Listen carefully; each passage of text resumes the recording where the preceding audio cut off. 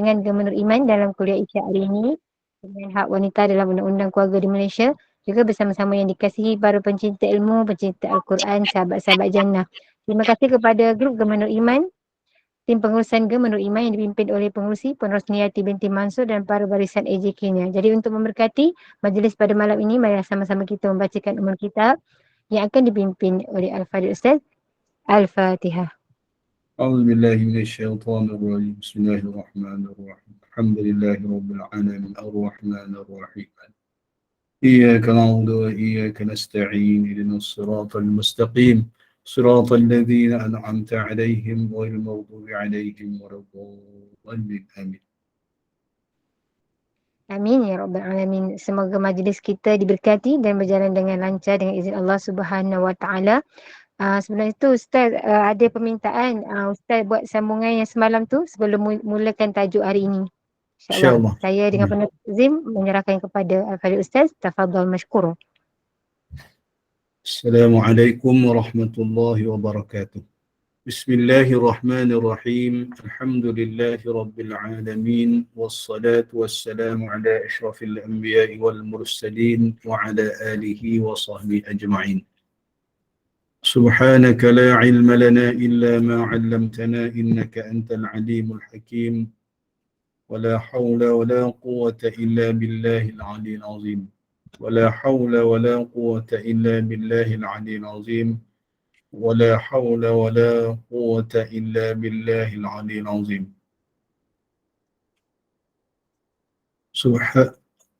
اللهم رب اشرح لي صدري ويسر لي أمري واحلل عقدة من لساني يفقه قولي رب يسر ولا تعسر يا كريم رب يسر ولا تعسر يا كريم رب يسر ولا تعسر يا كريم ولا حول ولا قوة إلا بالله العلي العظيم اللهم صل على سيدنا محمد وعلى آله وصحبه أجمعين اللهم صل على سيدنا محمد وعلى آله وصحبه أجمعين اللهم صل على سيدنا محمد وعلى آله وصحبه أجمعين. Terima kasih kepada pengacara majlis yang saya hormati Puan Rosniati binti Mansur bersama kepimpinan Gema Nur Iman, para asatizah hadirin hadirat yang dirahmati dan dikasihi sekalian. Alhamdulillah, syukur pada Allah Subhanahu wa taala dapat lagi kita bersama-sama pada malam ini. Atas permintaan kita sambung sedikit berkaitan dengan zikir pada malam tadi yang saya sebutkan ketika membincangkan berkaitan dengan qabdah pada malam ni saya nak kongsikan sedikit saya petik daripada apa yang disebut oleh Syekh Daud Al-Fatani berkaitan dengan 70,000 zikir la ilaha illallah tadi iaitu zikir la ilaha illallah sebanyak 70,000 kali ini, insya-Allah dengan barakah dengan barakah zikir tersebut dengan rahmat Allah Subhanahu wa taala dapat membebaskan seseorang itu daripada azab api neraka, insya-Allah Dalam Kifayatul Muhtaj bagi yang dikarang oleh Syekh Daud Al-Fatani radhiyallahu anhu. Syekh Daud Al-Fatani kita tahulah seorang ulama Fatani yang cukup terkenal yang mengarang banyak kitab dalam kitab tersebut beliau memetik satu hadis Nabi sallallahu alaihi wasallam. Barang siapa mengucap la ilaha illallah 70,000 kali, maka sesungguhnya dia telah membebaskan dirinya dari Allah Ta'ala, maknanya dijamin syurga oleh Allah Subhanahu wa Ta'ala. Sayyid Abu Bakar bin Ahmad bin Abdullah yang hidup di permulaan abad 13, kurun ke-13 dari Tarim Yaman yang terkenal sangat istiqamah dalam memegang Rasulullah sallallahu alaihi wasallam dan para salafus salih biasa mengamalkan bacaan zikir fida, zikir pembebas daripada api neraka, dengan cara mengumpulkan orang untuk membaca tasbih 1,000 kali, tahlil 70,000 kali, yang dihadiahkan untuk orang yang telah meninggal dunia. Ini yang saya kongsikan malam tadi ni. Yang saya kongsikan malam tadi di zaman ayahanda saya masih hidup ni, dengan persepakatan beberapa tutup lebay di kampung saya ketika itu, semuanya beberapa masih waktu itu masih ada lagi beberapa orang yang lepasan mengaji pondok ini. Sekarang dah rasanya di kampung saya ni tinggal seorang je lagi. Lepasan mengaji pondok yang dulu-dulu ni. Yang zaman tidur sekolah pondok ni bantal dia Nio Gomeng. Tahu kelapa gomeng tu, kelapa yang tak diisi tu, Jadi bila tidur beralih kelapa ni terjaga, sambung baca kitab. Tu zaman tu, Jadi waktu ayahanda saya masih hidup ni ada lagi di kampung saya ni beberapa orang yang telah mengusahakan zikir 70,000 kali ni dengan secara berjamaah, yang saya sebut tadi ni. Jadi ada sandaran dia ni yang saya kongsikan pada malam ini. Rasulullah sallallahu alaihi wasallam bersabda, barang siapa membaca kalimah la ilaha illallah sebanyak 71,000 kali, maka bererti dia telah memberi dirinya sendiri dari Allah. Maknanya nak membebaskan dirinya sebagai satu jaminan diri dia dengan Allah Subhanahu wa taala untuk membebaskan diri dia daripada neraka, insya-Allah, begitu juga kalau melakukan untuk orang lain. Hadis ini sebagai sandaran dasar para ulama sufi untuk menamakan zikir dengan kalimah tauhid dengan jumlah hitungan sebanyak 71,000 ataupun 70,000. Ini biasalah, yang masyhurnya 70,000 lah. Jadi cerita tentang kebenaran zikir ini sudah sangat masyhur, di antaranya dituturkan oleh Sayyid Syekh Al-Akbar dari Al-Imam Abi Abbas Al-Qutbi, Al-Qastalani dari Syekh Abi Rabi' Al-Maliki, untuk menunjukkan kebenaran hadis ini dengan cara mukasyafah. Banyak lagi lah ni dalil-dalil yang saya ingat kalau saya nak bacakan agak panjang jugalah, berkaitan dengan amalan tahlil ataupun zikir 70,000 kali tadi, cuma saya sebutkan malam tadi, yang pertama kita nak faham dulu, kita nak berzikir ni, yang pertama nak faham dulu kalimah tu. Kalimah la ilaha illallah ni adalah kalimah tauhid yang di dalamnya terkandung yang kita mengaji sifat 20 malam tadi tu, maknanya kesimpulan kalimah la ilaha illallah itu adalah kesimpulan 20 sifat yang kita mengaji. Sifat 20 dalam bab mengenal Allah Subhanahu wa taala. Sebab dalam kalimah la ilaha illallah itu ada yang dipanggil nafi dan isbat, dalam kalimah tu. Sebab tu kita mula dengan perkataan la ilaha, tidak ada Tuhan, ini kalimah nafi. Kemudian diisbatkan, ditahqiqkan dan diisbatkan pula illallah, la ilaha illallah, tidak ada Tuhan kecuali Allah, maknanya di situ ada la ilah tu kalimah nafi, illallah tu kalimah isbat. Apa maksud isbat? Menetapkan, menetapkan, menentukan dengan sesungguhnya. Tu isbat. Isbat ni bahasa Arab yang dah dimelayukan, kita pun faham lah, nak mensabitkan, mengisbatkan hanya Allah lah Tuhan kita, Jadi nafi isbat ni pun nak kena faham, hadirin hadirat sekalian, apa yang kita nafi, apa yang kita isbat, orang yang belajar bahasa Arab dia akan cepat faham, sebab la itu adalah la nafi. Bila kita mengucap, bila kita berzikir la ilaha, la tu kalimah nafi. Dalam bahasa Arab ni ada dua, ada nafi, ada nahi. La ni kalimah nafi. Kalimah nafi, la ni la nafi lil jinsi. Dalam bahasa Arab. Apa maksud dia? Nak menafikan yang sejenisnya. Lil jinsi. Jinsi ni bahasa Arab. Bahasa Melayunya jenis. Ya. Jadi la nafi ni maksudnya nak menafikan yang sejenis dengannya. Nak menafikan Tuhan kalau ada yang sejenis dengannya. Tak ada. Itu maksudnya la ilah. Tidak ada Tuhan. Memang tak ada Tuhan lain. Yang sejenis, yang setaraf, yang sama seperti Allah Azza wa Jalla. Tu yang kita nak nafikan. Tak ada. Memang tak ada. Ya. Illallah, ya, diisbatkan balik, ya. Hanya Allah lah Tuhan kita yang sebenar. Kecuali Allah itulah. Itulah Allah yang kita sembah.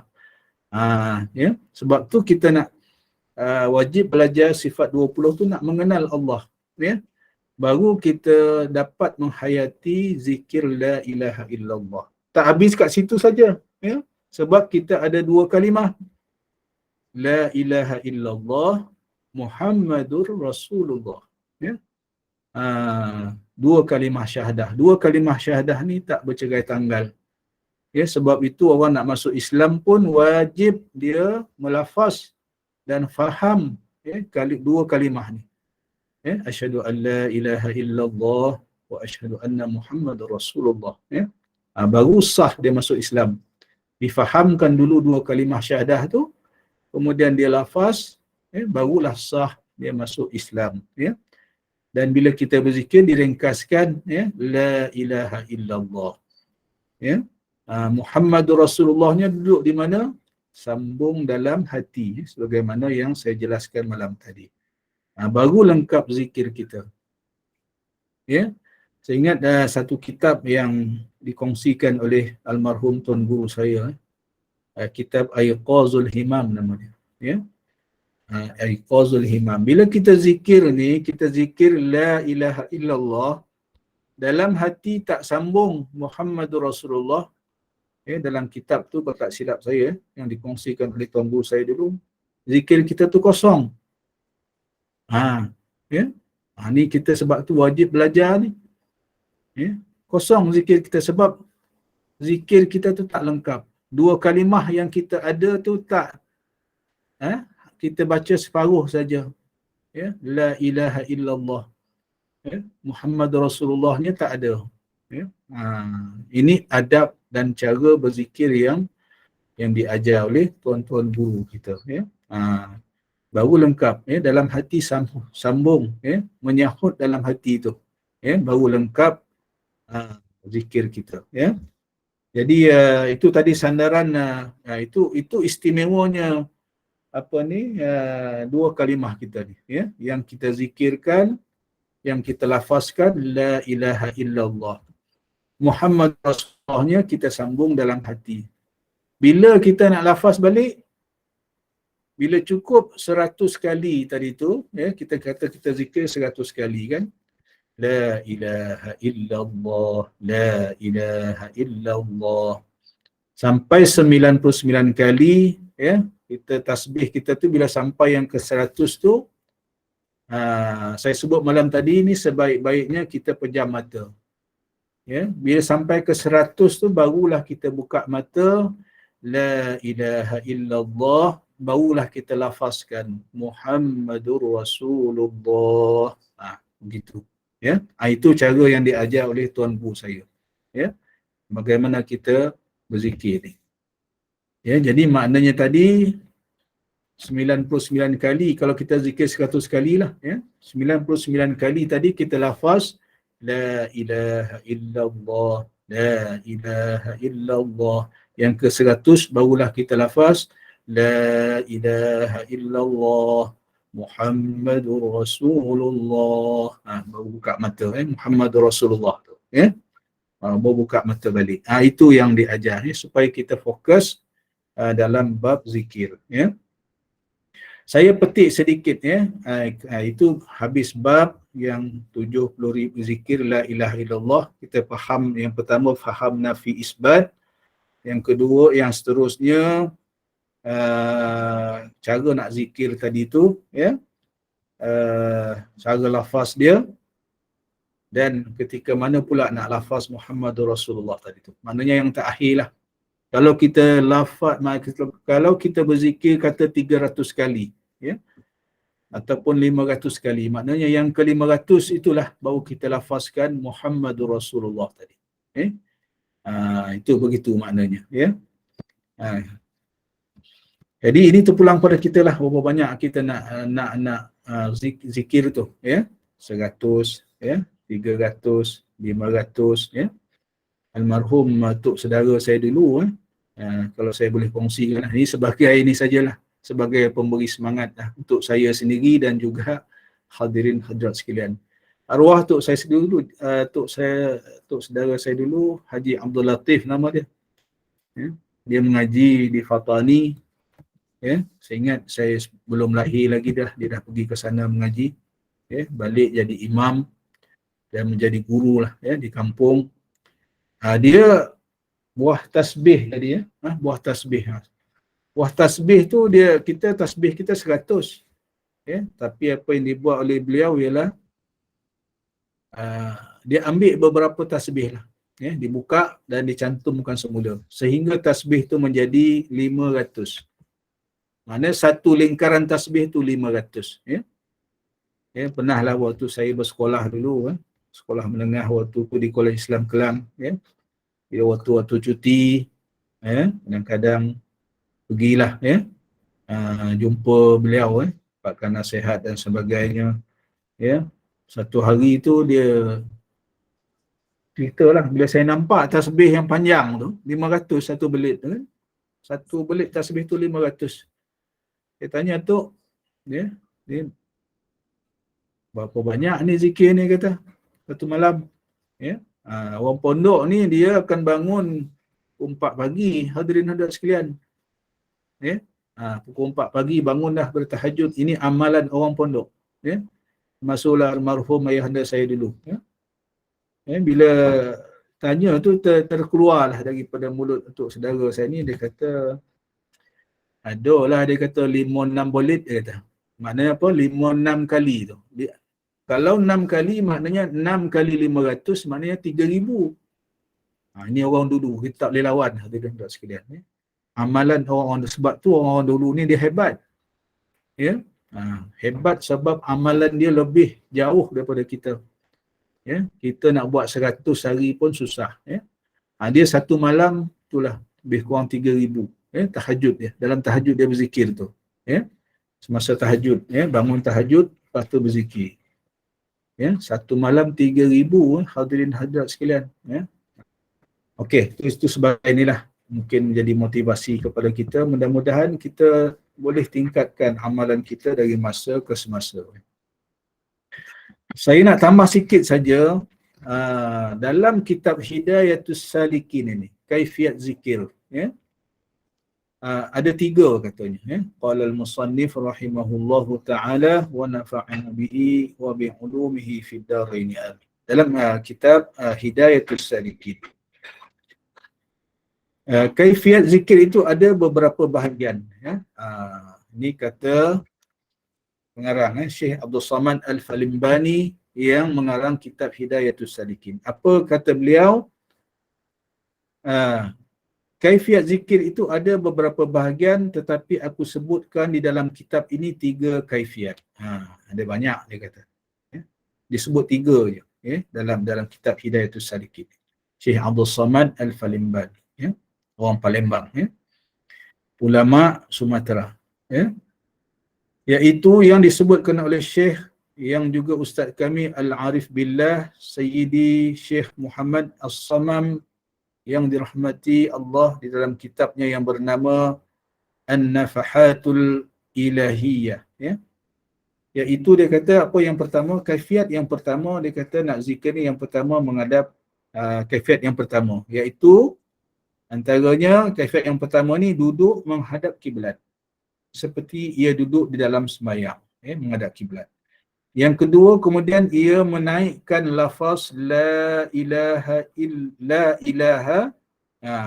yang nafi tadi ni dari atas pusatnya, yang saya sebut malam tadi, daripada pusat. Dengan niat menaikkan, maknanya dari pusat naik ke atas. Dengan niat menafikan apa yang lain daripada Allah. Nah, nafi tadi ni. Bab nafi isbat tadi. Ini nafi. Ya. Menafikan yang lain daripada Allah Ta'ala, daripada hatinya. Bila kita lafaz la ilaha, maknanya kita menafikan tak ada Tuhan yang lain daripada Allah Ta'ala. Ya. Kemudian diniatkan menyampaikan illallah itu kepada hati sanubarinya dengan memalingkan kepalanya ke pihak kiri bersama-sama dengan lafaz illallah serta dihadirkan maknanya di dalam hati.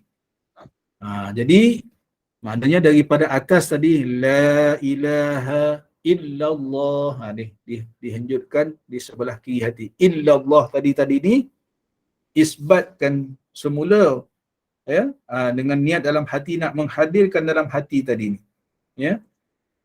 Hanya Allah Tuhan kita. Itu maksudnya, ya. Jadi daripada pusat naik ke atas la ilaha, kemudian turun balik ke sebelah hati jantung kita sebelah kiri illallah, ya. Itu cara dia. La ilaha illallah, ya. Tu. Itu cara dia. Itu kaifiat yang pertama. Kaifiat yang kedua, ia duduk seperti dalam keadaan yang tersebut, duduk menghadap kiblat tadi. Dan ia ingat dalam duduknya itu kebesaran Tuhannya yang disebutkan.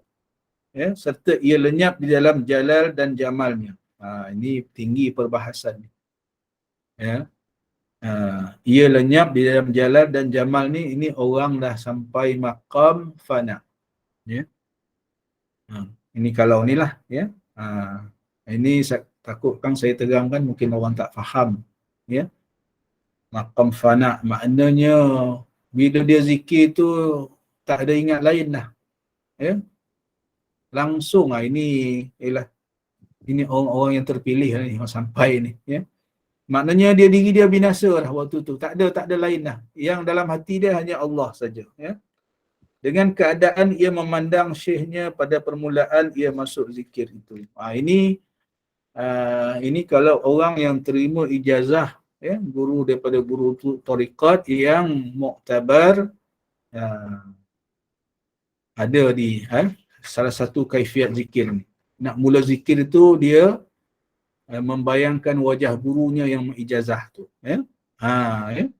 Ini barakah guru ni, ya. Ini ada, ya, dalam silsilah tariqat sufiyah yang mengijazah zikir kepada murid-murid ni, ya. Itu kaifiat yang kedua tadi ni. Dan dimulakannya dari pihak tangan kirinya dengan keadaan menundukkan kepalanya. Ini ada beberapa kaifiat lah. Saya ingat ni kalau saya terang banyak-banyak kan jadi pening lah, ya. Saya ingat kita faham kaifiat yang pertama tadi pun alhamdulillah, ya. Sebab kaifiat yang kedua ni dia agak panjang dan detail yang susah mungkin diamalkan oleh setengah orang tarikat yang lain, ya. Contohnya tarikat Naqsyabandi, ya. Dia ke belakang, ya. Dia ke belakang maknanya nak bila dia membuang tu la ilah tu ke belakang, maknanya membuang daripada hati dan jasad, ya. Tak ada Tuhan lain, hanya Allah Ta'ala saja. Ada cara-cara, ini mengikut tarikat masing-masing lah, ya. Yang kaifiat yang kedua ni panjang, saya ingat kalau saya baca pun akan saya ingat kita fokus yang pertama sajalah ni dalam kitab Hidayatul Salikin tadi ni. Ini duduk menghadap kiblat. Kemudian kita faham tadi nafi isbat tadi ni, menaikkan lafaz la ilaha illallah dari pusat ke atas. La ilaha naik ke atas, illallah turun balik ke hati, ya. Sebelah kiri kita, jantung kita, Dan nak menghadirkan hanya Allah Subhanahu wa taala lah, Tuhan yang kita sembah, itu cara yang paling mudah. Dan di samping saya sebut tadi dengan pejam mata, dengan lafaz la ilaha illallah, sambung dalam hati Muhammadur Rasulullah, dan begitulah sampailah di akhir zikir kita. Jadi tadi pun saya dah kongsikan berkaitan dengan zikir yang 70,000 kali tadi yang disebut oleh Syekh Daud Al-Fatani dalam kitab dia. Dan saya ingat banyak lagi lah dalam kitab-kitab lain pun ada disebut berkaitan dengan zikir 70,000 kali tadi yang menjadi fidak, pembebasan daripada api neraka. Jadi saya ingat untuk sambungan malam tadi saya berhenti setakat itu dulu. Boleh Kalau boleh kita sambung balik. Ada hadirin sudah nak tanya ke yang berkaitan itu? Ustaz, minta maaf Ya. maksudnya bila kita nak buat tu setiap kali ataupun kita kena niat, kata contoh malam ni kita nak buat 300. Lepas tu akhir tu baru kita sebut penuh ataupun penuh tu 100 macam tu. Tak, tu yang akhir. Tak kira lah berapa ratus kita nak berzikir tu. Oh, yang akhir ya? Yang lafaz Muhammadur Rasulullah tu kita lafazkan yang akhir sekali lah. Ya, okey. Sama ada yang ke 100 atau yang ke 300, terpulang berapa banyak kita nak berzikir. Oh, okey. Faham Ustaz. Faham ya? Terima kasih. Assalamualaikum. Assalamualaikum warahmatullahi. Jadi hadirin hadirat sekalian, kalau tak ada soalan, saya nak pindah balik kepada tajuk kita yang asal lah, iaitu hak-hak wanita dalam undang-undang keluarga Islam. Boleh kita sambung balik, insya-Allah. Silakan Ustaz. Alhamdulillah. Dalam kuliah kita yang lepas berkaitan dengan kita bicara bab fasah, bab fasah iaitu perkongsian berkaitan dengan kes-kes yang dibicarakan. Pada malam ni saya nak sambunglah beberapa kes yang agak barulah untuk saya kongsikan berkaitan dengan kes fasah ni. Yang minggu lepas ni beberapa kes lama tahun 90-an punya kes dan pada malam ini insya-Allah saya nak kongsikan kes-kes yang terbaru. Saya ingat saya ambil kes di wilayah persekutuan sebab kes di wilayah persekutuan ni antara kes-kes yang mencabar lah isu-isu ni pun banyak dan kita boleh belajar insya-Allah. Kes ini adalah kes saya sebutkan maaflah kalau ada nama yang sama ke tak payah saya sebut aku siapa lawan siapa ni. Isteri mohon fasah daripada suami dalam mahkamah rayuan wilayah persekutuan. Ini maknanya kes fasah ni maknanya bermula di mahkamah rendah, kemudian dirayu ke mahkamah tinggi, kemudian dirayu sekali lagi ke mahkamah rayuan, sampai ke mahkamah rayuan. Jadi saya kongsikan catatan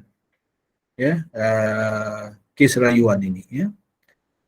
Dalam kes ini perayu iaitu pihak isteri telah merayu kepada Mahkamah Rayuan Syariah terhadap keseluruhan keputusan Mahkamah Tinggi Mahkamah Tinggi Syariah Kuala Lumpur yang menolak rayuan perayu. Maknanya di sini perayu mohon fasah di mahkamah rendah, tetapi mahkamah rendah tolak. Kemudian dirayu ke Mahkamah Tinggi Syariah Kuala Lumpur, dan Mahkamah Tinggi mengekalkan keputusan mahkamah rendah, iaitu menolak permohonan fasah yang difailkan oleh perayu.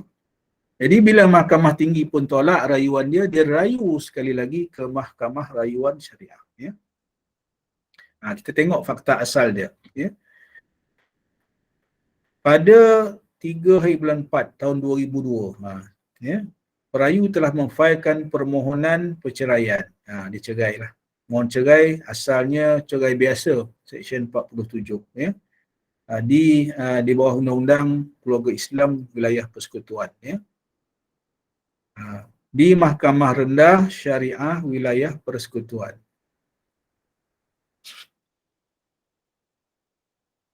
Kemudian bila fail asalnya kes cerai biasa, ya.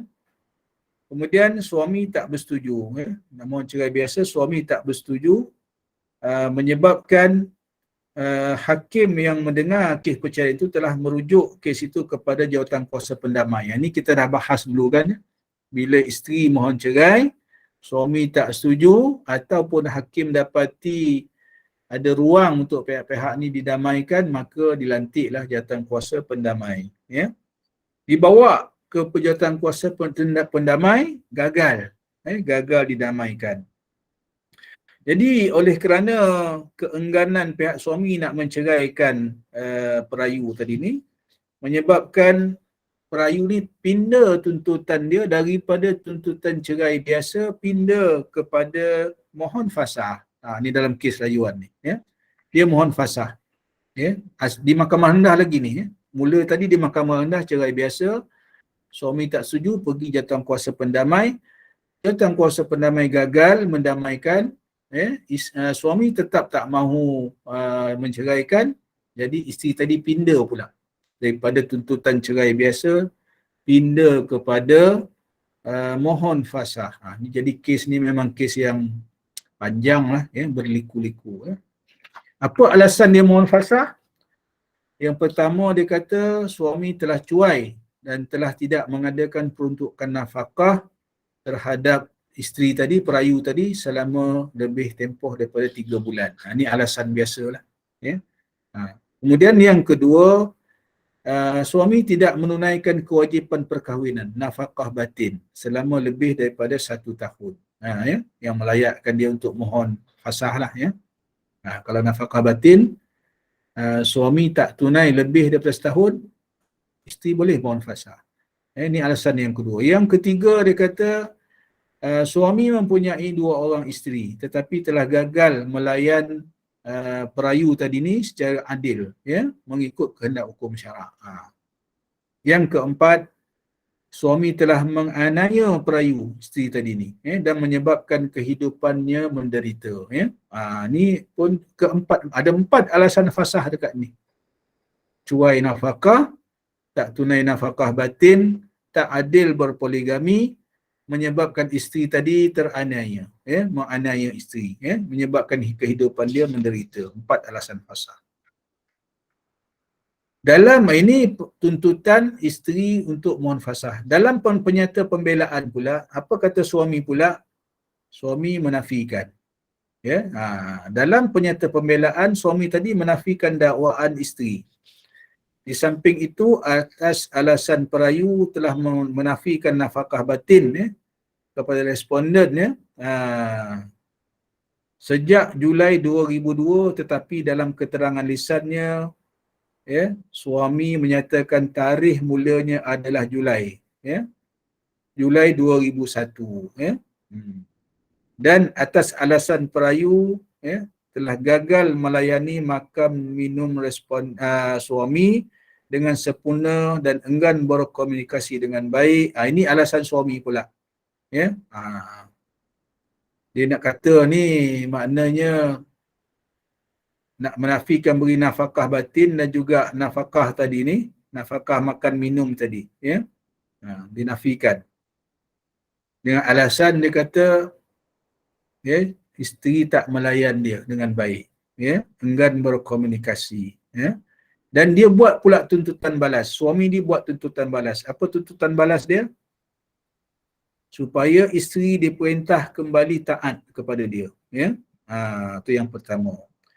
Ya, mengikut hukum syarak lah, taat balik pada dia, balik-balik. Kemudian yang kedua, supaya isteri diperintah tidak layak menerima nafkah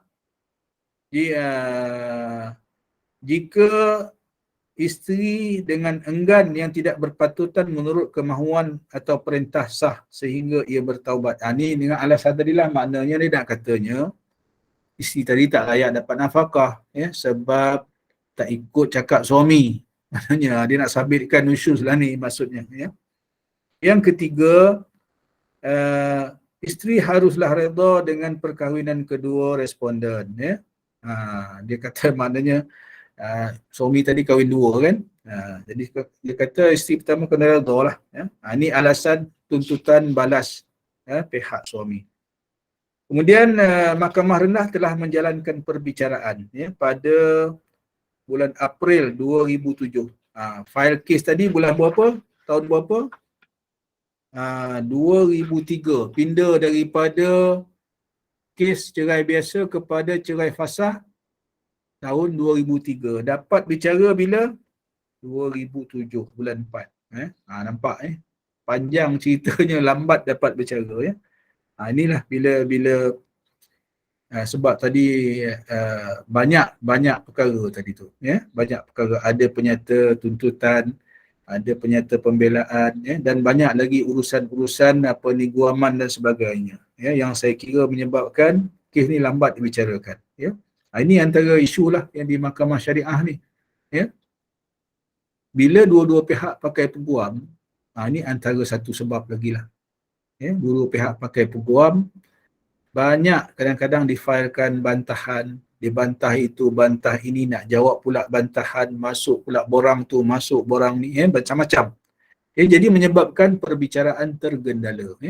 Kadang-kadang makan tahun. Ini yang kadang-kadang bila orang tak faham disalahkan Mahkamah Syariah. Sebenarnya ini berpunca daripada kedua belah pihak, di mahkamah itu. Bila terlalu banyak bantahan, terlalu banyak permohonan sampingan dan sebagainya, terpaksa mahkamah layan. Kes asal tak bercara lagi, mohon pula macam-macam. Minta maaf sekejap, saya sambung bateri dah ni. Minta maaf sekejap, ya.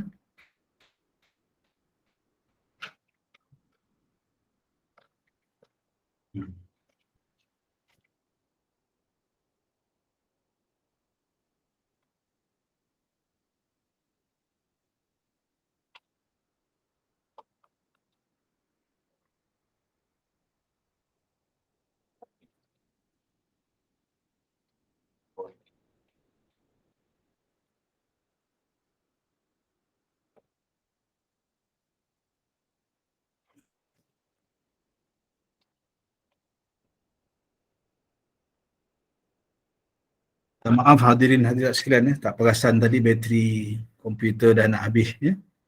Boleh kita sambung semula, ya, kes tadi, ya. Jadi hadirin hadirat sekalian, kes fasah ni bahannya dapat dibicarakan pada bulan April 2007, ya. Kemudian mahkamah telah buat keputusan menolak tuntutan fasah tadi ni. Menolak terus tuntutan fasah isteri, ya. Di mana terma keputusan Hakim Mahkamah Rendah, ya, dia kata bahawa perayu yang isteri telah melakukan tindakan yang enggan dengan tidak berpatutan menurut kemahuan, atau perintah sah suaminya ataupun nusyus. Maknanya mahkamah sabitkan isteri nusyus. So dia tak bila nusyus tak layak dapat nafkah. Jadi bila tak layak dapat nafkah, maknanya tuntutan fasah atas sebab tak beri nafkah gagal lah. Itu maksud dia. Faham, ya? Kemudian yang kedua, kata hakim, dalam keputusan dia, isteri gagal membuktikan kesnya untuk membubarkan perkahwinan melalui fasah tadi di bawah peruntukan 52 1B. Sekejap, saya tengok undang-undang, ya. 52 1B, ya.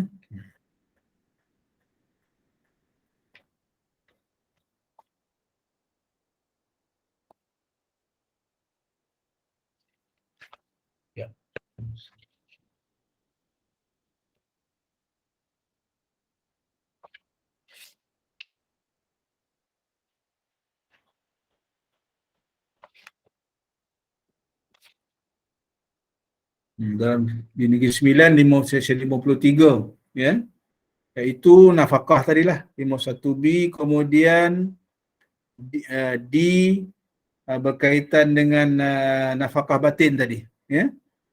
Nafkah batin. H berkaitan dengan menganiaya isteri tadi. Ini maknanya semua alasan-alasan yang dikemukakan oleh isteri tadi ni nak tuntut fasah, suami tak tunai nafkah zahir, tak tunai nafkah batin, menganiaya isteri, semua ditolak oleh mahkamah. Ya? Ditolak oleh mahkamah rendah. Ya? Kemudian berhubung dengan soal sama ada pihak suami telah cuai tadi, ini mengadakan peruntukan nafkah tadi, ya, Hakim Mahkamah Rendah telah berpendapat bahawa hak perayu telah gugur dengan sebab beliau nusyus. Tadi saya sebutkan tadi ni. Jadi panjanglah ulasan hakim tadi ni. Ya. Jadi satu lagi apa yang disebut oleh Hakim Mahkamah Rendah ialah ada 4 alasan tadi kan, tak bagi nafkah, tak tunai nafkah batin, tak adil dalam berpoligami, menganiaya isteri, menyebabkan isteri kehidupan dia menderita, teraniaya. Hakim Mahkamah Rendah dalam keputusan dia menyatakan, dalam kes ini perayu bertanggungjawab untuk membuktikan keempat-empat alasan fasah tadi ni. Sekiranya gagal membuktikan, maka tuntutan isteri tadi perlulah ditolak. Jadi permohonan tidak diluluskan. Jadi ini keputusan hakim di peringkat Mahkamah Rendah. Jadi kata Hakim Mahkamah Rendah, setelah meneliti keterangan isteri dan saksi-saksinya, keterangan suami dan juga hujahan kedua pihak, Hakim Mahkamah berpendapat bahawa pihak isteri gagal untuk membuktikan keempat-empat alasan fasah tadi. Jadi ditolak. Kemudian isteri tadi tak puas hati, dia rayu ke Mahkamah Tinggi. Rayu ke Mahkamah Tinggi, keputusan Hakim Mahkamah Tinggi dia kata dalam isu nusyus tadi ni,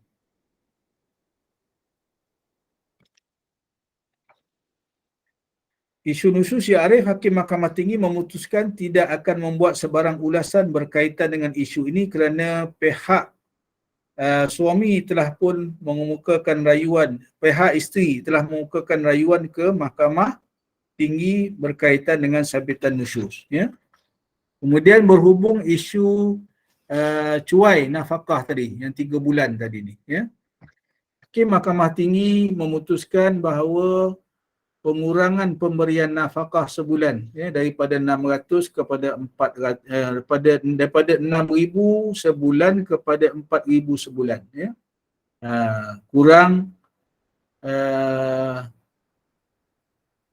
kuranglah. Sebenarnya bukan merupakan pengurangan nafkah kepada isteri, tetapi pengurangan wang untuk simpanan isteri. 6,000 hadirin dan sekalian. Jadi Hakim Mahkamah Tinggi kata, bila nafkah kurang 6,000 kepada duit pemberian lah, maknanya duit bulanan yang suami tadi beri. Ini maknanya orang banyak duit ni, hadirin dan sekalian. Suami bagi 6,000 sebulan. Bila dia kahwin lagi satu ni, dia bagi tinggal 4,000. Memang kaya lah orang ni maknanya. Tinggal 4,000. Bila tinggal 4,000, isteri kata, cuai lah beri nafkah. Hakim kata bukan cuai beri nafkah. 6,000 ni terlebih-lebih nafkah dia. Cuma maknanya mungkin daripada 6,000 tu dia belanja 3,000 simpan. Maknanya simpan tadi ni. Jadi hakim kata bukan kurang nafkah, kurang simpan. Kurang dapat simpan lah. Patutnya dapat simpan 3,000, boleh simpan 1,000 sebab dah kurang 2,000 tadi ni kan. Itu pandangan Hakim Mahkamah Tinggi. Jadi ini bila ulasan Hakim Mahkamah Tinggi tadi ni, jadi menyebabkan keputusan Mahkamah Rendah tadi dikekalkan. Dikekalkan. Ada pertanyaan tadi ni. Kenapa isi dikatakan nusyus tadi ni? Dalam kes ni, kes ni panjang cerita dia. Kalau saya nak baca ni kepanjang. Berkaitannya yang mahkamah sebutkan tadi ni disebabkan isteri tidak mengikuti perintah sah suami. Jadi kalau ini macam-macam sebenarnya perintah suami ni. Ya. Bila suami beri arahan itu tidak bercanggah dengan hukum syarak, isteri tak mau ikutlah, maka mana itu sebenarnya adalah derhaka kepada suami. Ini yang disabitkan di mahkamah rendah tadi ni. Ada, cuma saya kalau nak baca ni kan panjang dia punya tu. Ada beberapa perkara yang mahkamah sabitkan, maknanya isteri tadi tidak mengikuti kemahuan mahkamah rendah sabitkan. Yang tu saya inilah ya. Sebab nusyur tadi pun panjang juga ni ya. Kemudian jadi di peringkat mahkamah tinggi tadi ni, hakim mahkamah tinggi mengekalkan keputusan hakim mahkamah rendah tadi, tolak permohonan isteri untuk fasah tadi ni ya. Termasuklah dalam apa ni menyebabkan dakwaan isteri tadi suami menganiaya ya. Jadi tak ni ya. Jadi mahkamah tinggi kata perkara ni perlu dibuktikan ya. Seolah-olah maknanya dia nak mengatakan bahawa dapatan hakim mahkamah rendah tadi tak cukup bukti ya, nak membuktikan bahawa suami ini telah menyebabkan kehidupan dia menderita, teraniaya ya. Jadi tolak. Jadi terkilan dengan keputusan tersebut, perayu telah mendapat kebenaran, merayu pula sekali lagi ke mahkamah rayuan ya. Jadi ada tiga proses lah di mahkamah rendah, gagal, rayu ke mahkamah tinggi, gagal, rayu sekali lagi ke mahkamah rayuan ya. Tadi bicara 2007 kan, kemudian dapat perintah kebenaran merayu ke mahkamah rayuan ni pada 2009 bulan 10, dan pada 28 bulan 10 2009 telah file rayuan ya terhadap keputusan mahkamah tinggi tadi ya. Apa alasan dia kata? Alasan rayuan tadi nak beritahu kepada mahkamah rayuan ya. Alasan isteri tadi dia kata yang arif hakim mahkamah tinggi telah terkhilaf dari segi undang-undang dan fakta. Apabila bersetuju dengan keputusan hakim mahkamah rendah ya, apabila mentafsirkan kehendak berkaitan dengan alasan fasah ni perlu dibuktikan ke semua alasan-alasan perceraian. Ada 4 alasan tadi kan. Nafkah batin, tak adil dalam poligami, dan satu lagi menyebabkan kehidupan isteri menderita, teraniaya ya. Jadi salah satu alasan isteri tadi merayu ke mahkamah rayuan, dia kata daripada 4 alasan tadi ni tak perlu buktikan ke-4 ni, cukup satu saja boleh sabitkan fasah. Ini yang apa ni perayu nak nyatakan kepada mahkamah rayuan syariah. Itu yang pertama ya. Sebab undang-undang begitu ya. Kemudian perkataan atau dia kata dalam peruntukan undang-undang ni memberi pilihan kepada isteri untuk membubarkan perkahwinan secara fasah berdasarkan sama ada satu atau lebih alasan tadi. Tak perlu bukti 4-4, cukup satu ya. Kemudian dia kata yang arif hakim juga telah terkhilaf dari segi fakta dan undang apabila memutuskan bahawa pengurangan nafkah zahir tadi daripada 6,000 kepada 4,000 tadi ni ya, oleh responden kepada perayu selepas berpoligami bukanlah satu bukti bahawa responden telah cuai menyediakan nafkah. Jadi tak setuju dengan hakim mahkamah tinggi tadi ni ya. Kemudian yang arif telah terkhilaf ya, hakim mahkamah tinggi lah ya, dari segi fakta dan undang tidak mengambil kira bahawa pihak suami telah menghentikan terus pemberian nafkah zahir sejak bulan Ogos 2002 ya. Kemudian alasan yang lain yang arif hakim telah terkhilaf dari segi fakta dan undang-undang apabila menyatakan isteri gagal membuktikan suami cuai menyediakan nafkah zahir ya. Kemudian apa lagi ya, ada banyak lagi ya. Yang alasan-alasan ni saya nak bacakan apa ni penghakiman Mahkamah Rayuan ni lah, supaya kita dapat nampak ya apa keputusan Mahkamah Rayuan ya. Dan ada 10 alasan ya rayuan yang difailkan oleh perayu tadi kepada Mahkamah Rayuan Syariah ya. Daripada 10 alasan ni, kata Mahkamah Rayuan, boleh disimpulkan ada 4 saja isu ya nak diputuskan oleh Mahkamah Rayuan. Yang pertama, sama ada ya mengikut kehendak peruntukan undang-undang tadi ya, isteri tadi bertanggungan ataupun bertanggungjawab untuk membuktikan keempat-empat alasan tadi ya, atau ya hanya memadai dengan pembuktian mana-mana alasan daripada 4 tadi ya, adakah memadai salah satu saja dibuktikan. Itu isu yang pertama. Yang kedua, kata Mahkamah Rayuan, sama ada pihak suami telah cuai dan telah tidak mengadakan peruntukan nafkah kepada isteri tadi selama tempoh lebih 3 bulan. Ya, nak tengok yang tu. Ya. Yang ketiga, sama ada isteri tadi ya telah gugur hak nafkah dia. Ya, sebab tidak mematuhi notis perintah taat oleh pihak suami. Ada notis perintah taat ya. Itu yang ketiga. Yang keempat, sama ada suami telah gagal untuk menunaikan tanggungjawab perkahwinan nafkah batin tadi selama lebih daripada setahun. Dan yang kelima, sama ada pihak suami telah tidak berlaku adil dalam amalan berpoligami. Jadi ada 5 lah. Ada 5 isu yang Mahkamah Rayuan simpulkan daripada semua alasan-alasan isteri tadi mohon fasakh. Jadi isu pertama isu pertama dia apa dia? Sama ada perlu ke tidak nak buktikan keempat-empat alasan tadi ni ya, atau memadai satu alasan pun dah cukup ya.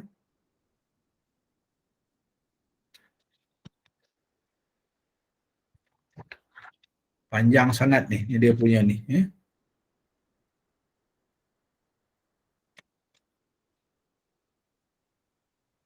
Semua saya nak katakan di sini ialah hakim rayuan ya, biar bersidang 3 orang. Jadi sama ada isu ni ya, Mahkamah Rayuan telah memutuskan bahawa tidak perlu seseorang isteri nak walaupun dia failkan kata ada 3 ataupun 4 alasan untuk mohon fasakh ni, tak perlu buktikan semua. Memadai dalam keputusan pandangan hakim keputusan Mahkamah Rayuan ni memadai salah satu saja sudah mencukupi ya, bagi mensabitkan tuntutan fasakh ya. Bukan semua ya, seperti yang diperuntukkan dalam peruntukan seksyen undang-undang yang berkenaan. Ini yang diputuskan oleh Mahkamah Rayuan. Ini mustahak keputusan ni ya. Jadi maknanya bila isteri mohon fasakh, mungkin ada 2-3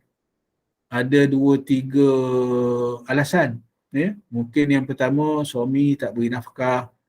Yang kedua, suami mendera dan sebagainya lah, boleh ya. Ada soalan dekat sini, saya jawab dulu ya. Macam mana isteri nak tunjuk bukti nafkah batin Datuk? Kalau nafkah saya boleh bukti dengan okey. Dia begini ya. Nafkah batin ni boleh dibuktikan dengan sumpah. Sebab tak ada orang tengok pun kan ya. Ya. Jadi dia boleh sumpah. Siapa yang ada hak sumpah? Siapa yang ada hak sumpah? Bila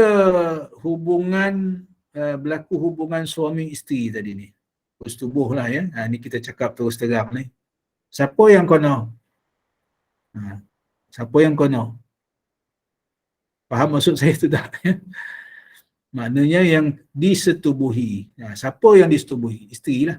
Isteri yang disetubuhi. Jadi hak sumpah itu diberi kepada isteri.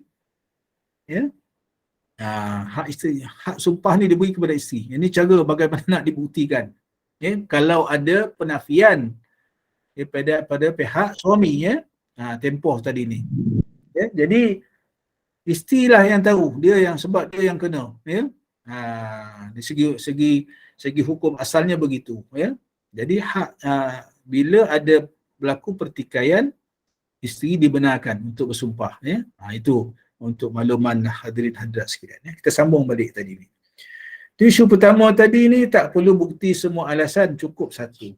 Isu yang kedua sama ada suami telah cuai memberi nafkah tadi, ya. Sebab berlaku pengurangan tadi, ya. Daripada 6,000 kepada 4,000.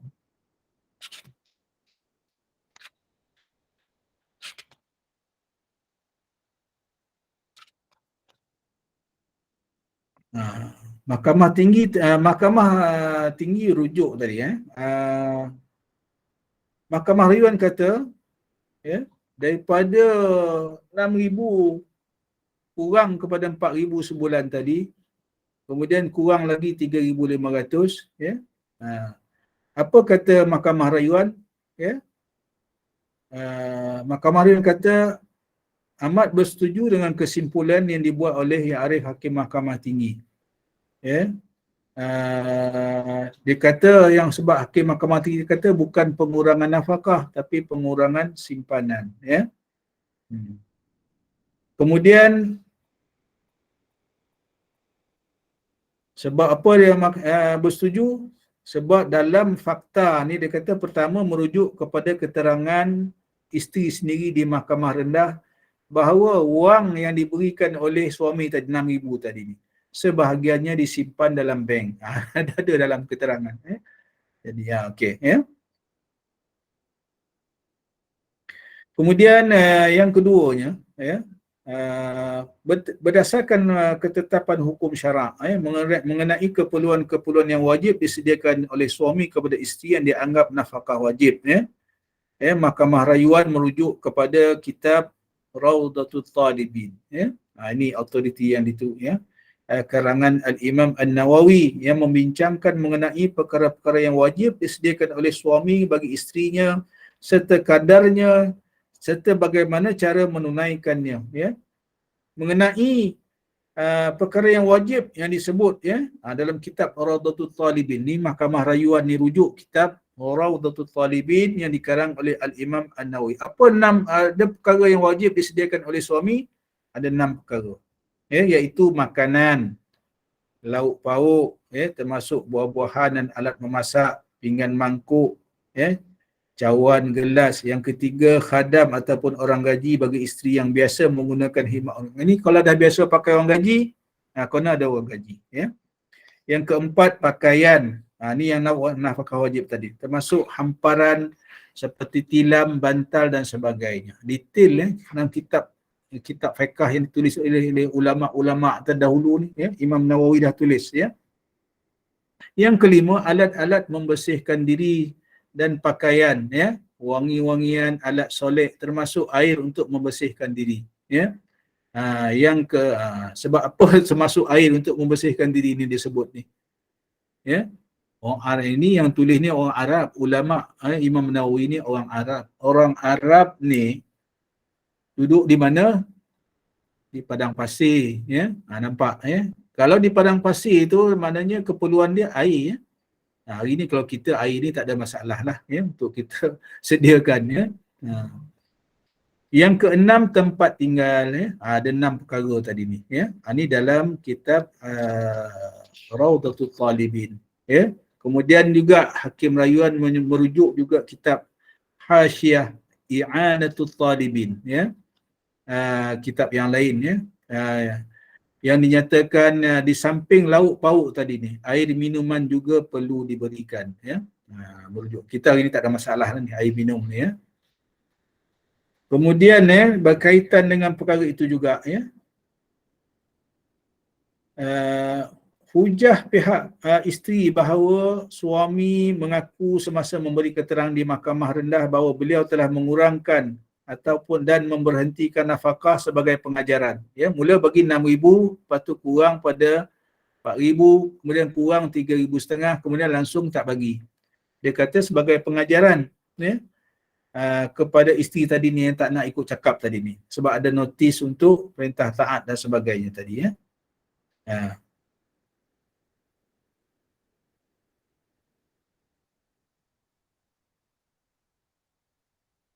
Jadi kata Hakim Rayuan, ini menjadikan maksud memberhentikan nafkah kepada perayu, kepada isteri, memberhentikan pembayaran wang 6,000 yang sebelum itu dibuat secara tetap setiap bulan, tetapi diberikan secara harian RM100 sebulan, yang mana jumlahnya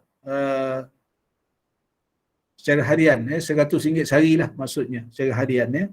Sebulan maknanya jadi RM3,000. Daripada RM6,000 jadi RM3,000.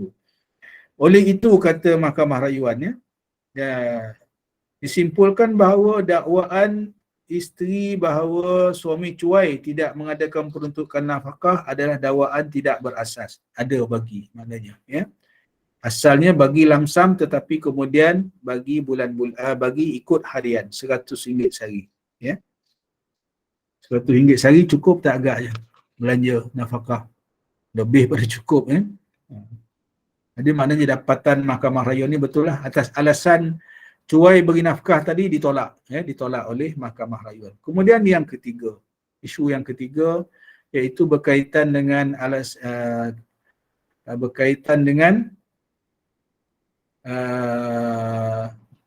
cuai tadi, nafkah batin nafkah batin dan juga tidak adil dalam berpoligami. Diulas oleh Mahkamah Rayuan ya.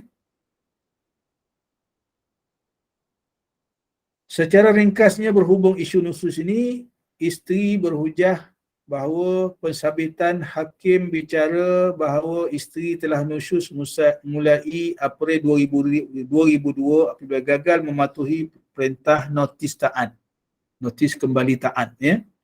Bertarikh bulan 4 2002. Menurut isteri, pensabitan tersebut dibuat secara sewenang-wenang.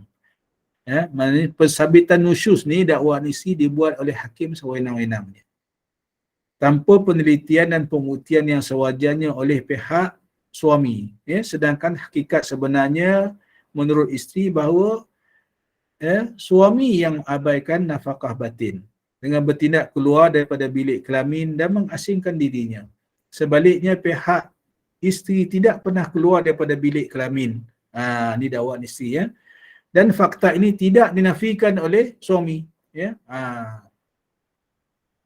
Jadi isteri seterusnya berhujah bahawa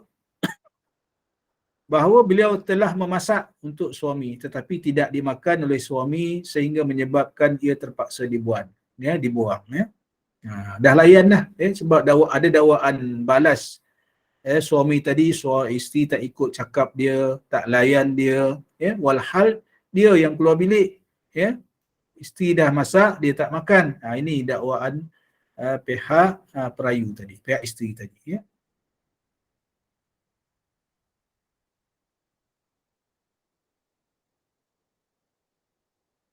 Jadi apa kata Mahkamah Rayuan ya? Apa yang jelas ya pada Mahkamah Rayuan kata ni ya, bahawa yang Arif Hakim bicara telah membuat keputusan bahawa pihak isteri telah nusyus sejak April 2002 di luar dari konteks yang sebenarnya apa yang dipohon oleh pihak suami dalam tuntutan balasnya ya. Suami sebenarnya memohon supaya isteri terlebih dahulu diperintahkan kembali taat, dan kegagalan pihak isteri mematuhi perintah tersebut barulah disusuli dengan perintah tidak berhak nafkah jika isteri enggan mematuhinya. Sebaliknya hakim bicara telah memutuskan pihak isteri nusyus atas alasan isteri telah gagal menunjukkan beliau telah kembali taat. Ni begini ya. Ada notis taat daripada pihak suami. Ya. Jadi bila ada notis taat ya, kemudian dianggap pihak isteri tadi tidak mematuhi perintah tu ya, walhal belum dibuktikan ya. Belum dibuktikan dia patuh ke tak patuh kepada perintah taat tu ya. Jadi kata hakim rayuan sepatutnya bila keluar notis perintah taat tadi ni perlu dibuktikan sama ada isteri tadi ni patuh balik ke tidak kepada, diberi peluang lah maksudnya untuk dia patuh balik kepada suami dia, suami dia tadi tu, ya. Jadi ni yang gagal di peringkat bicara mahkamah rendah, isu ni gagal ditangani oleh hakim mahkamah rendah, ya. Jadi dia kata hakim mahkamah bicara telah membuat keputusan yang premature. Maknanya belum diberi peluang lagi isteri tadi ni untuk membuktikan dia telah kembali taat, terus dibuat keputusan nusyuz. Itu maksudnya, ya. Jadi hakim rayuan berpendapat keputusan hakim ni premature, tak sepatutnya berlaku. Sepatutnya dibicarakan dulu sama ada isteri tadi ni telah kembali taat ataupun tidak. Ini tak dibuat, ya, di peringkat mahkamah bicara, ya. Jadi ya. Jadi maknanya di sini, kata mahkamah rayuan, hakim bicara tidak boleh membuat keputusan yang tidak dimohon oleh satu pihak. Dimohon tadi kembali taat, ya, bukan sabitkan nusyuz. Itu maksud ini, ya. Lebih-lebih lagi alasan yang terkandung, ya, dalam notis perintah taat tadi ini supaya menghendaki isteri tadi diperintahkan kembali taat, bukan nak sabitkan nusyuz. Jadi dia dah jadi dua isu yang berbeza, ya.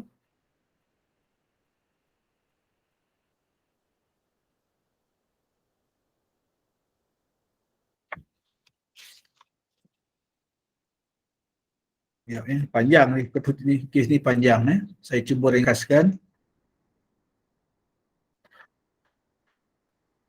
Jadi dapatan mahkamah rayuan kata, oleh itu saya berpendapat, kata hakim mahkamah rayuan, sabitan nusyuz oleh mahkamah bicara adalah satu kekhilafan dari segi undang-undang dan fakta, dan terkhilaf juga dari sudut pembuktian, ya. Oleh demikian pihak perayu masih berhak kepada nafkah. Berhak kepada nafkah. Sebab tadi ni ada isu suami tadi berhentikan nafkah tadi tu, ya, sebab alasan dia isteri telah nusyuz tadi, ya. Kemudian berhubung dengan isu nafkah batin yang digunakan oleh perayu sebagai alasannya, ya.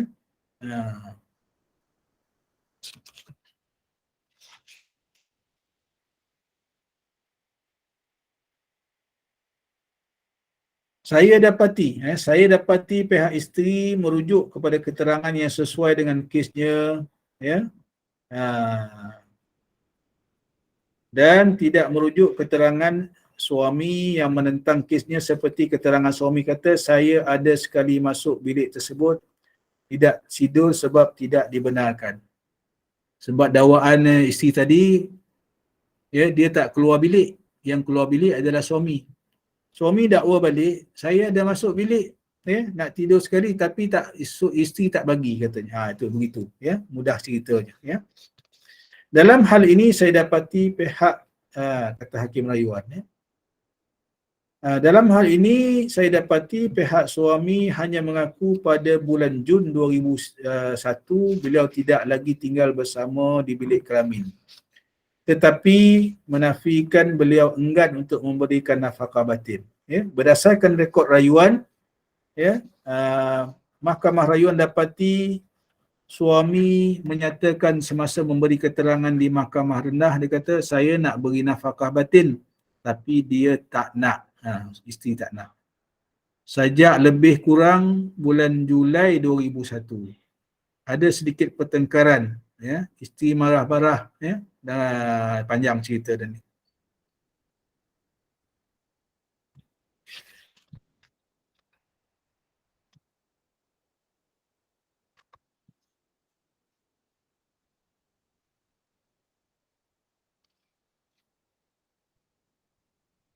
Okey, ini penting. Di sini saya berpendapat penting juga untuk saya jelaskan, kata mahkamah rayuan, bahawa sumpah penafian yang dibuat oleh pihak suami tidaklah juga membuktikan bahawa hubungan kelamin tidak berlaku dengan keengganan pihak isteri kerana sumpah mengikut hukum syarak, hanya bertujuan menyelesaikan pertikaian, bukan memutuskan hak, ya.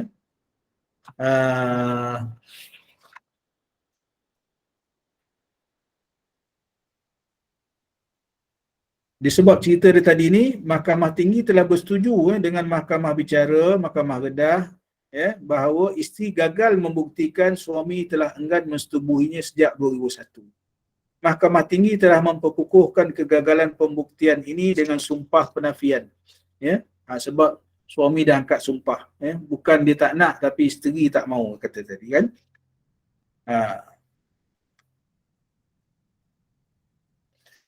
Jadi Hakim Rayuan kata, saya juga bersetuju dengan soalan ini berdasarkan rekod-rekod rayuan. Saya tidak menemui sebarang bukti dan keterangan yang menyokong dakwaan isteri, ya, tentang pengabaian nafkah batin tadi ni, ya.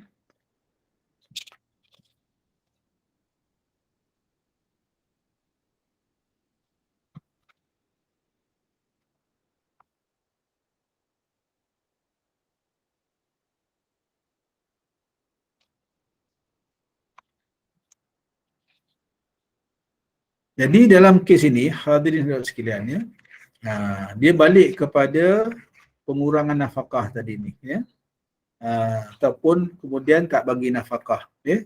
Sebab suami kata sebagai pengajaran kepada isteri yang tak mau taat, ya. Jadi Hakim Rayuan kata berhubung dengan alasan pengurangan nafkah tadi ni, ya, kerana isteri nusyus, Hakim Rayuan berkata putuskan sabitan nusyus yang dibuat oleh Mahkamah Rendah adalah tidak sah. Oleh itu pihak suami tidak boleh mengurangkan apa-apa yang telah dinikmati oleh pihak perayu sebelum beliau berpoligami, ya. Ini keputusan Hakim Rayuan. Maksudnya begini, hadirin dan sekalian. Bila seorang lelaki nak berpoligami, katalah sekarang tadi ni, isteri tadi dia dapat sebulan 6,000 kan, nafkah dan lain-lain lah, 6,000. Bila dia berpoligami, kahwin lagi seorang, dia tak boleh kurangkan jumlah tu, ya. Sebab dalam syarat berpoligami tadi ni, syarat yang keempat tu, ya, tak boleh mengurangkan apa-apa yang telah dinikmati oleh isteri, ya. Perkahwinan yang lagi satu tadi ni tidak akan menyebabkan darar syar'i, ya, kepada isteri sedia ada. Maksudnya darar syar'i ni apa dia?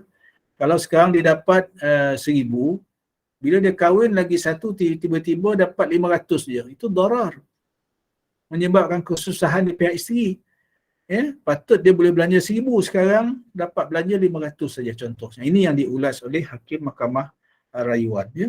Jadi pengurangan tadi itu tak patut, ya, mengikut pandangan Hakim Rayuan tadi ni, ya.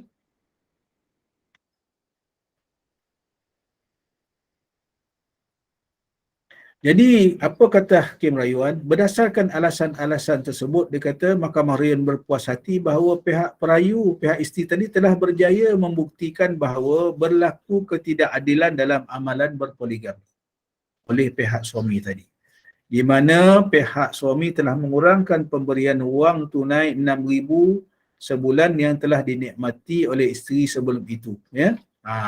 Atas sabitan ini saja, ya, Mahkamah Rayuan telah terbalikkan keputusan Mahkamah Rendah dan Mahkamah Tinggi, ya. Jadi apa keputusan Mahkamah Rayuan? Sebulat suara, Mahkamah Rayuan 3 orang bersidang. Sebulat suara memutuskan yang pertama, rayuan pihak perayu diterima, pihak isteri tadi, bahawa sabit tuntutan fasah, ya, pihak isteri tadi, perayu, ya, di bawah peruntuk undang-undang yang disebutkan tadi ni, iaitu tidak melayani isteri secara adil mengikut hukum syarak, ya, tidak adil dalam berpoligami, ya. Kemudian Mahkamah Rayuan kemudiannya telah memfasahkan perkahwinan antara suami isteri tadi ni, berkuat kuasa secara talak bain, ya, pada hari kejadian, hari keputusan itu, ya. Dan talak bain, apa maksud talak bain? Talak bain sughra, ya, tak boleh rujuk, itu maksudnya. Kalau nak apa ni, bila talak bain kemudian beredah, Habis iddah, dalam tempoh iddah tak boleh rujuk. Kalau nak rujuk, kalau nak kahwin, kena akad nikah yang baru. Itu maksudnya. Talak bain sughra. Ya. Dan isteri diperintah beriddah. Ya. 3 kali suci. Dan itu keputusan maknanya daripada hadis boleh nampak lah ya. Maknanya di sini tadi isteri mohon fasah daripada mahkamah rendah. Kemudian ditolak. Rayu ke mahkamah tinggi, ditolak juga atas 4 alasan tadi ni. Ya. Kemudian bila diteliti semula oleh hakim mahkamah rayuan, hakim-hakim mahkamah rayuan yang bersidang 3 orang mendapati daripada 4 alasan tadi ni, 1 alasan ni telah sebenarnya boleh disabitkan oleh mahkamah, iaitu tidak adil dalam berpoligami tadi. Boleh nampak ya, insya-Allah. Jadi dah 10.30 rupanya ya. Saya tak perasan tadi ni. Bukan ke sesuatu kes ada tempoh untuk mahkamah selesaikan supaya tidak berlanjutan terlalu lama ya. Nak menjawab soalan ni ya, hadirin hadirat sekalian ya. Sebenarnya mahkamah ni kita hakim yang bicara ni biasanya kita cuba sedaya upaya untuk selesaikan kes ni dengan lebih cepat ya. Ini saya nak tegaskan di sinilah hadirin sekalian. Kalau boleh nak selesai hari tu juga. Ya, dengan syarat apa? Dua-dua pihak bersetuju lah. Boleh selesai pada hari yang sama. Dia masalahnya, hadirin sekalian, bila tak setuju ni. Bila tak setuju. Ya. Bila tak setuju, jawabnya berlawan. Bila kes berlawan, biasanya pihak-pihak ambil peguam. Bila lantik peguam, panjang cerita. Ya. Bila lantik peguam, panjang cerita. Ya. Dan proses di mahkamah ni dia ada tertib dia. Ya, nak menzahirkan keterangan ni ada pemeriksaan utama, ya, ada pemeriksaan balas, ada pemeriksaan semula. Maknanya seorang kedua belah pihak ni dan juga saksi-saksi ada tiga proses pemeriksaan. Apa maksud pemeriksaan yang tanya dalam mahkamah? Kan kita biasa tengok dalam TV kan, soalan oleh peguam ya, kepada pihak-pihak ni. Ditanya nama kan, siapa nama, bila berkahwin, berapa orang anak. Itu pemeriksaan utama lah untuk menzahirkan fakta-fakta yang utama lah ya. Kenapa mohon fasah, sebab apa mohon fasah. Itu dia panjang. Kemudian ada soal balas pula. Ya, soal balas pula ya. Bila soal balas ni yang panjang ni, ya, peguam nak menjejaskan keterangan dalam pemeriksaan utama tadi tu. Itu ya. Jadi kalau nak cerita panjang ya, itulah yang saya nak tegaskan tadi ni. Kita hakim ni kalau boleh memang nak cepat penyelesaian kes, tetapi kita bertugas mengikut undang-undang ya. Ada pemeriksaan utama, ada pemeriksaan balas, ada pemeriksaan semula. Kalau saksi ramai lagi panjang lah. Kemudian tangguh kes untuk hujahan dan sebagainya ya. Jadi sekali bicara memang tak habis hadirin sekalian ya, sebab pemeriksaan utama tu saja kadang-kadang mengambil masa sehari suntuk. Ya, tetapi hakim tak boleh bagilah sehari suntuk ni. Kalau sehari suntuk satu kes tu dia boleh bercara. Kita nak bagi peluang juga perbicaraan kes-kes lain ya. Jadi dalam satu kes bercara ni, dalam pengalaman saya lah, kita bagi paling tinggi pun satu kes setengah jam untuk perbicaraan ni, sebab satu hari ni hakim ya, kita bicara penuh lah ni ya. Bicara penuh ni mungkin ada paling kurang pun 4-5 kes ya. 3-4 kes lah paling kurang. Biasa kadang sampai 5 kes atau 6 kes. Kalau 6 kes kali setengah jam dah 3 jam lah kat situ. Kita pun nak dengar kes-kes lain lagi, sebutannya ya, wakalahnya dan lain-lain lagi. Banyak dia punya proses dia. Ini yang menyebabkan perbicaraan menjadi panjang ya. Jadi kalau hadirin hadirat sekalian nak lebih faham, bolehlah datang ke mahkamah ya. Boleh datang tengok bagaimana, boleh datang sebenarnya yang perbicaraan mahkamah terbuka ni, boleh datang tengok, boleh tengok macam mana perjalanan kes di mahkamah, bukan semudah yang disangka ya. Dengan proses undang-undangnya ya, dengan peguamnya, dengan saksinya ya, dengan apa ni, macam-macam bantahan, proses permohonan dalam permohonan, permohonan sampingan, bantahan dan sebagainya. Ini menyebabkan perbicaraan menjadi panjang, ya. Jadi hadirin sekalian, oleh kerana masa yang dah lewat, saya ingat saya berhenti di sini dulu. Mungkin ada minggu depan kalau ada soalan kita boleh sambung lah, insya-Allah, ya. Saya serah, saya mohon maaf lah. Yang baik daripada Allah Subhanahu Wa Taala, segala kekurangan daripada kelemahan diri saya sendiri. Aqulu qawli hadza astaghfirullah li wa lakum. Wassalamualaikum warahmatullahi wabarakatuh. Waalaikumsalam warahmatullahi wabarakatuh. Mohon kita dapat jawab semua soalan minggu depan kita, ya. Terima kasih. Ya, baik, insya-Allah. Terima kasih Datuk. Jadi mudah-mudahan bermanfaat apa yang disyarahkan hari ini, diterangkan oleh Datuk hari ini. Mudah-mudahan barokah, mudah-mudahan Allah kurniakan limpah rahmat kepada kita. Terima kasih kepada tim Gubernur Iman. Terima kasih kepada sahabat-sahabat pencinta ilmu yang mengimarahkan kuliah kita setiap hari istiqamah dengan majlis ilmu. Terima kasih. Sebelum menutup majlis, jika saya membuat bahan kuliah esok, Datuk. Pada pukul 6.45 pagi, kuliah subuh bersama Al-Fadhil Ustaz Ilin Aminin bin Muhammad Saleh dengan bacaan surah Yasin, doa, tazkirah dari kisah-kisah Al-Quran. Pada pukul 8 pagi, kuliah duha bersama Al-Fadhil Ustaz Rushdi Ramli Al-Jauhari dengan kitab biografi Agung Rasulullah Sallallahu Alaihi Wasallam. 2 petang bersama dengan Al-Fadilah Ustazah Helen Sukumar Indah dengan tahsin Al-Quran. Pada pukul 5.15 petang kuliah asar sekali lagi bersama Al-Fadil Ustaz Ilin Aminin bin Muhammad Saleh dengan tahsin Al-Quran. 8 malam kuliah maghrib bersama Al-Fadil Ustaz Imam Muhammad Nazri bin Haji Mustaqim dengan tadabbur surah Al-Baqarah. Pada pukul 9.15 malam kuliah isyak bersama Al-Fadil Ustaz Meja Muhammad Naim bin Haji Ahmad Al-Hafiz dengan kitab Al-Muhimmah Al-Mawa'iz Al-Badi'ah. Jadi teruskanlah bersama-sama dengan Gubernur Iman dengan kuliah-kuliah yang telah disediakan. Semoga memberi manfaat kepada kita di dunia dan juga di akhirat. Dengan ini saya mewakili Gubernur Iman memohon maaf sekiranya ada sebarang kekurangan dan kesilapan. Yang baik itu datang daripada Allah, yang tidak baik itu kelemahan datang daripada kami sendiri. Kita tangguh kuliah kita. Sebagai menutup majlis, mohon sekali lagi Al-Fadil Ustaz untuk membacakan tasbih kifarah dan suratul As. Saya sudahi dengan wabillahi taufiq wa hidayah. Wassalamualaikum warahmatullahi wabarakatuh. Waalaikumsalam warahmatullahi wabarakatuh. Bismillahirrahmanirrahim. Alhamdulillah wassalatu wassalamu ala Rasulillah. Allahumma aftah alaina futuhal arifin warzuqna fahman nabiyyin bijahi khatamil anbiya'i wal mursalin.